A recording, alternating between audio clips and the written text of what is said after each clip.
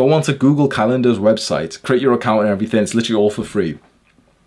And what you can do is like, you can literally design like your day-to-day like schedule here. So what I would do, imagine you've got like a fresh calendar. I highly recommend you do this right now because this is literally so powerful. You go and set up this calendar for like your ideal like week, especially with the things that you know you've got to do. So if you've got work at this place, you've got this sports club that, you know, you like to train in the gym at 9 a.m. Okay, what you do is you'll open up like this brand fresh calendar and start to slot in a few things straight away just to give you some organization, and then you can put in your own individual things. And the first thing that you should start with on this empty calendar is your wake up time and your bedtime. This should be the exact same every single day, even if it's a weekend. A lot of people mess up with this, and Andrew Huberman, the podcast, like the scientist guy, he said that this is a really good thing to set extremely consistently, where you wake up and you go to sleep at the same time. So here is a really good question to ask you, which you might not have asked yourself before. What is a time that you could wake up every single day for the rest of your life? And what is the time that you could go to bed every single day for the rest of your life? You see, I can wake up at 4 a.m. Genuinely, I've woke up at 4 a.m. and managed that for like a month, and it was pretty good productivity. And 5 a.m., yeah, sweet. But then when I ask myself this question, okay, every single day for the rest of my life, those are a little bit too extreme. I'd have to like start getting ready at bed at like 7 p.m. or something. It's just too early. What is like reasonable for me to go to sleep every single night for the rest of my life? Let's say 10 p.m. I could always be in bed at 10 p.m. Maybe there's a very occasional, like 5 times a year where I'll stay up past that because I went to like a party or something. But even then, it's like I don't even party anymore, right? So let's say 10 p.m. What's a time that I could always wake up? You know, probably 5 a.m., but that's a bit extreme. Probably 6 a.m. and, you know, that's like 8 hours exactly. I mean, I could always wake up at 7 a.m. That's lenient enough. So 10 to 7. And that just became my routine. 10 p.m. bedtime, wake up 7 a.m. And then if you're close to that point, so sometimes I'm really tired, I'll get into bed at 9 or half 9. Sometimes I'll just end up waking up at like 5:45 or 6:15, and that's also fine. But you ask yourself the question, what could you maintain every single day for the rest of your life? And you may be so tempted right now to skip this. And one thing that this isn't important, which I promise you, if you can just listen to me and trust me, I promise you this really is.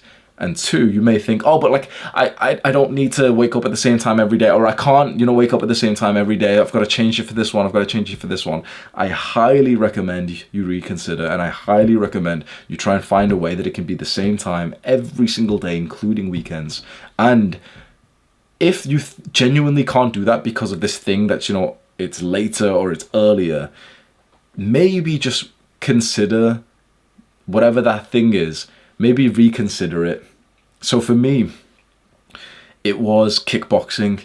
So I wanted to actually have like the same nighttime routine, bedtime and everything, and wake up time for a long time, but I couldn't because I went to a kickboxing club where the session was like 8 p.m. to 9:30, and I'd get home at like 10:15, and then, you know, I need to like shower and stuff and end up literally being asleep at like 11 p.m. So that kind of messed up my schedule like 3 days a week, and it kind of like threw it off. Then I needed to wake up later those days because if I still woke up at the same time those days, I was often sleep deprived.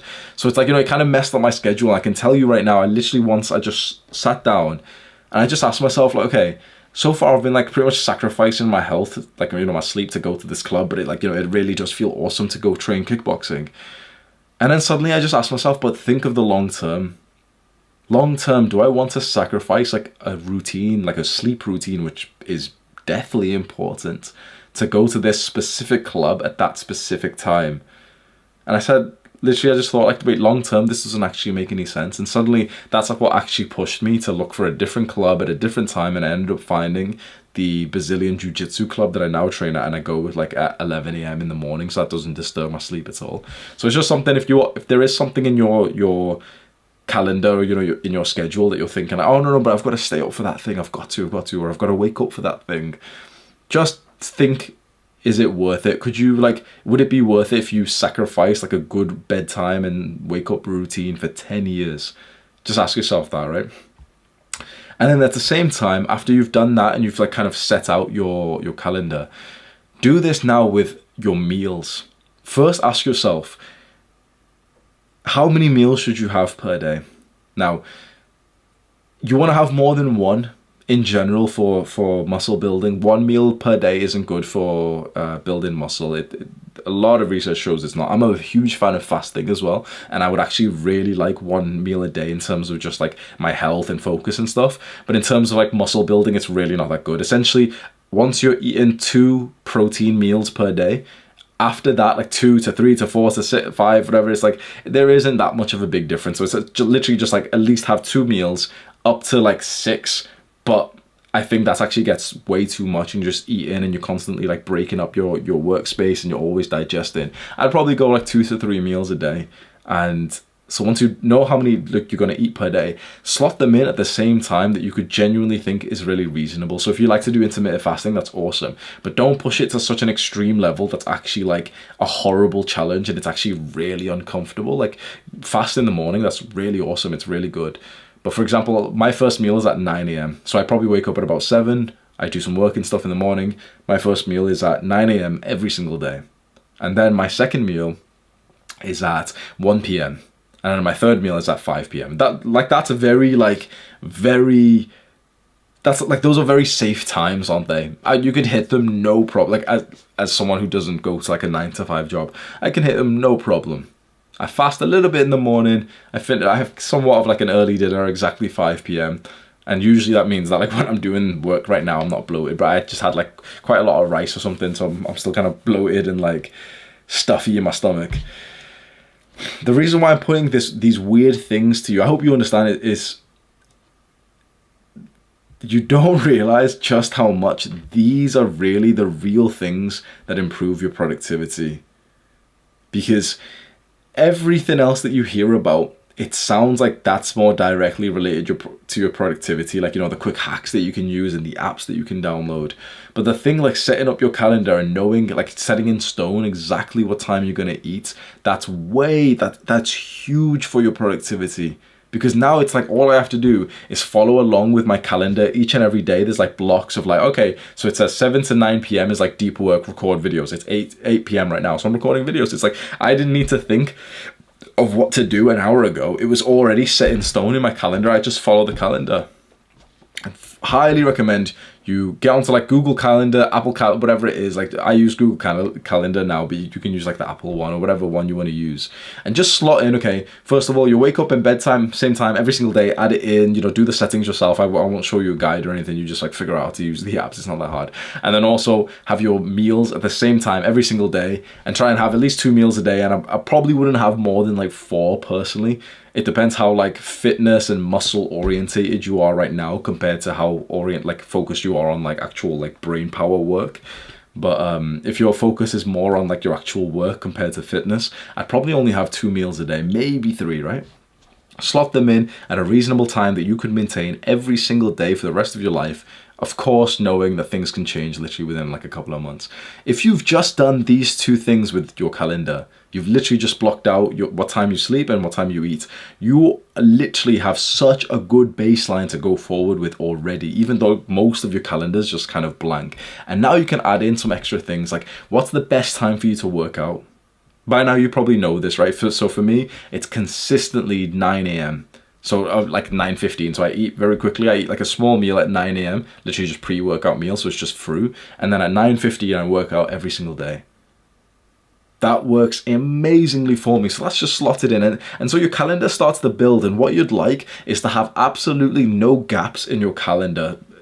You still want breaks, but you want to add them in. So what you want is like a whole calendar, which is literally just entirely like filled with like colors and everything.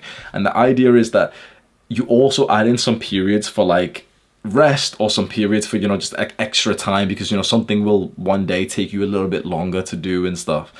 But once you've got like a calendar that's completely blocked out, you know what to do at any given moment of the day. And now it's like taken away a huge level of resistance that you had to being productive and to get your work done, because now you genuinely know like what to do. You'll find that it's so much easier to go and get to work. And of course then add in like your work times as well. So I'll slot in, so you know I did it, okay, 7 to 9 p.m. is going to be a deep work block for me, so that's every single day, boom.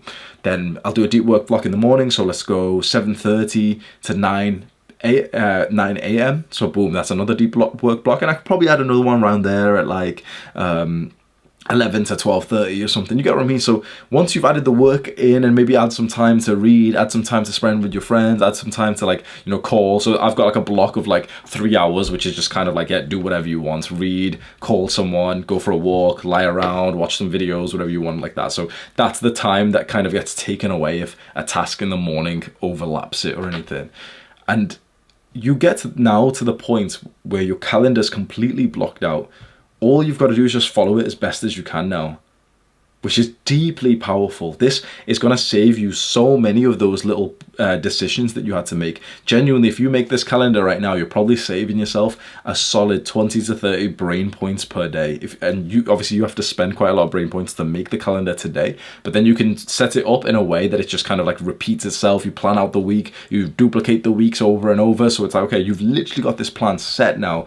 It costs you a lot of brain points right now, but you're going to save quite a lot of them every single day to come with now, because you don't need to think about what time to eat, what time to work, what time to do any of this stuff, which is hugely, hugely powerful.